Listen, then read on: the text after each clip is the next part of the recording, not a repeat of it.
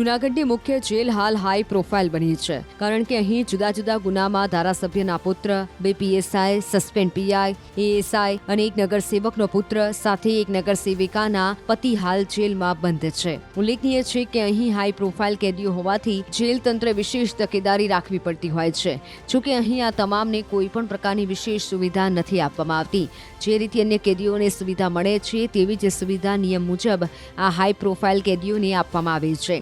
આ જેલમાં હાલ 521 કેદી છે. હાલ શ્રાવણ મહિનો ચાલતો હોવાથી 140 જેટલા કેદીઓ ઉપવાસ અને એક ટાઈમ ભોજન કરે છે. ત્યારે જેલ તંત્ર દ્વારા તેમના માટે ફરાળથી લઈ અને અન્ય તમામ સુવિધા પૂરી પાડવામાં આવે છે. તો વળી અહીં જે રીતે બીજા કેદીની જેમ હાઈ પ્રોફાઇલ કેદીઓને મહિનામાં 4,000 રૂપિયાનું જે મની ઓર્ડર આવે છે તે પણ આપવામાં આવે છે. તેનાથી તેઓ જેલના કૂપન મેળવી અને કેન્ટીનમાંથી નાસ્તો મેળવી શકે છે.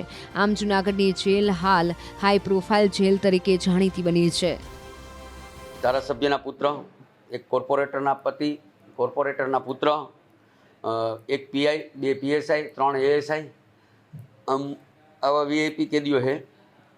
અને એ લોકો પણ બીજા અન્ય સામાન્ય કેદીઓની જેમ જ રહે છે ને સામાન્ય કેદીની જેમ જ એને જે જેલના નીતિ નિયમો મુજબની જે મળવાપાત્ર ફેસિલિટીઝ હોય એ સુવિધા જ આપવામાં આવે છે. બાકી હાલમાં શ્રાવણ મહિનો હાલતો, શ્રાવણ મહિનામાં બંદીવાનો દ્વારા 140 કેદીઓ દ્વારા ઉપવાસ કરવામાં આવે છે અને જેલ પ્રશાસન તરફથી અમને ફરાળની ને બધી સુવિધા પૂરી પાડવામાં આવે છે નિયમ મુજબ.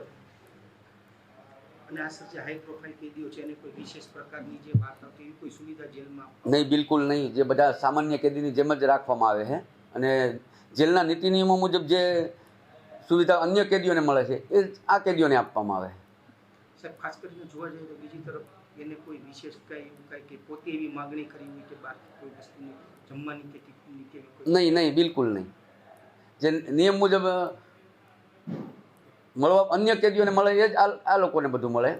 એમને મહિનામાં 3 ટેલિફોન કરવા દેવામાં આવે એમના પોતાના ખર્ચે. એમને 4,000, એક કેદી 4,000 રૂપિયા સુધીનું મની ઓર્ડર મંગાવી શકે. એમાંથી અમે એને જેલના અમારા કૂપનો પ્રોવાઈડ કરીએ.